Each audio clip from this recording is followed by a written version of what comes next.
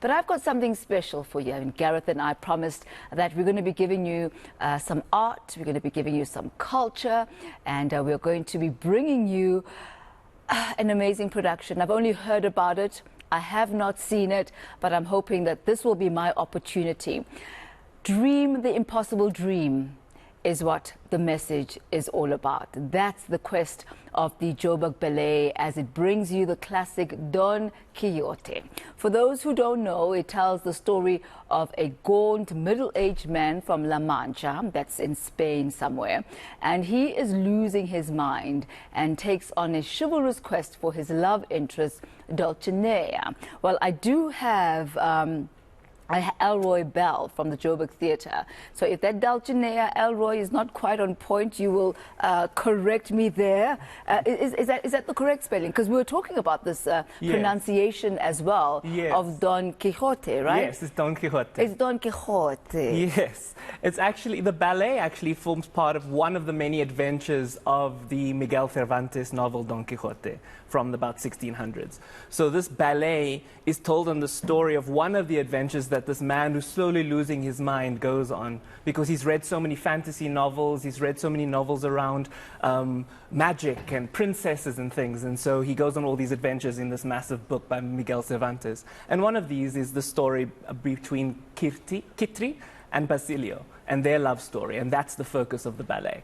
And what do you believe is at the core of this? I mean, apart from the ballet, the book itself is deemed to be one of the most translated books. It's one of the best-selling books, and it's really one of those novels that have topped the charts in many of the boxes. What would you say are some of the central themes of the Don Quixote experience? It's honestly, it's rooted as one of those stories around unrequited love. It is really around falling in love and following your heart instead of what society has prescribed for you, what your father has told you need to be doing. That's really the core of that love story between Kitri and Basilio.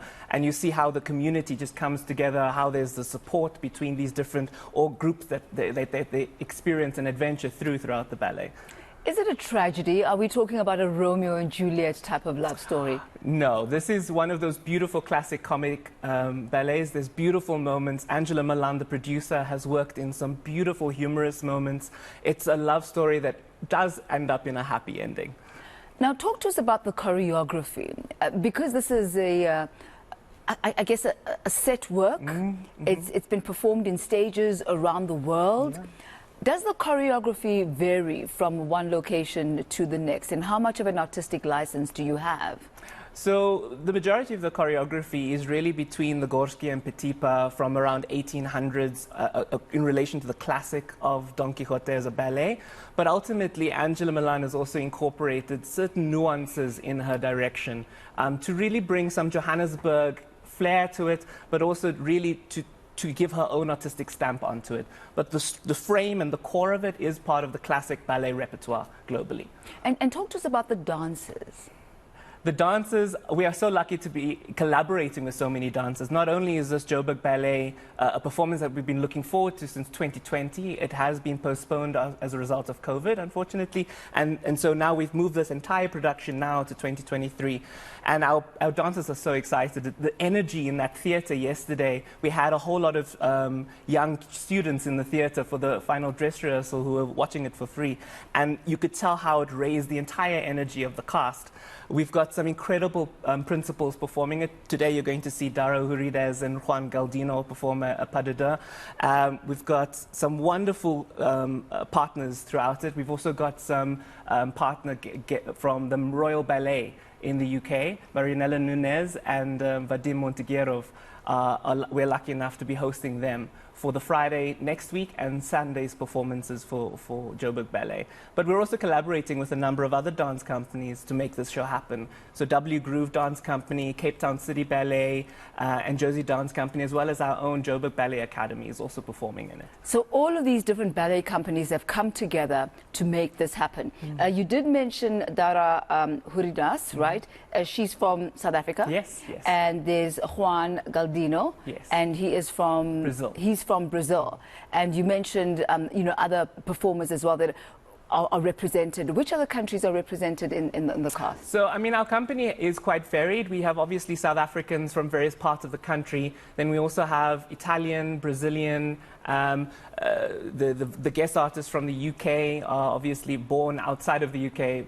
The names tell you that as well. So it's quite a diverse company. They're all coming with their own experiences as well from where they've learnt and performed other places. But they've also very much rooted themselves in the Joburg Ballet as a company and also within South Africa as a context. And talk to us about the state of ballet now, specifically with the Joburg Ballet Theatre. Obviously, COVID was difficult for the arts in general. Yes. How have you resuscitated yourself?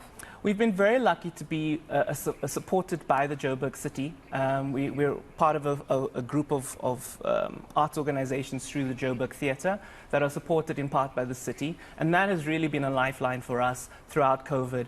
And we have seen an uptick in audiences and audience numbers as the last year and into this year, where more and more people are coming to the ballet. But we've also been mindful around how to make that affordable. And I mean, just in the previous insert, talking about the current state of the economy and how far the rand can go, our morning performances on Wednesday and Thursday next week are 110 rand. And they're specifically geared to make it available to pensioners, to young students and learners from schools. And then even tonight, our opening night is half price. So we're trying to vary the ticket prices to make sure that, okay, if you want to see the United Kingdom Royal Ballet stars, you're going to pay a premium. But if you also don't want to spend too much money but want to have an exceptional experience, you can do that too. Exactly. So tonight is opening night. Yes. You'll be running from the 29th of September to the 8th of October. Yes. And tickets available from? From joburgtheatre.com or through web tickets. joburgtheatre.com or web tickets from the 29th of September to the 8th of October.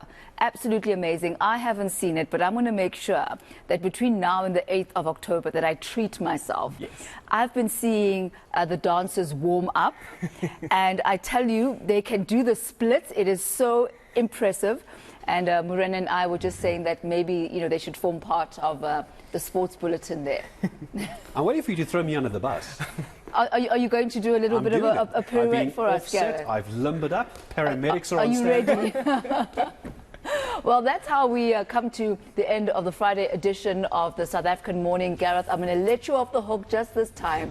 He's been begging me. He literally has been begging me to let him off the hook. So I'm going to do it. I'm going to be good. I'm going to be kind to my amazing Gareth. Thank you. No one needs to see that. Thank you for watching, everyone. Thanks for the team behind the scenes as well. Good luck with the ballet as well. It's going to be a wonderful, wonderful performance. And that's coming up for you in just a second, by the way. Do enjoy that and your weekend too. And thank you so much for joining us today. You have yourself a splendid weekend ahead. Goodbye.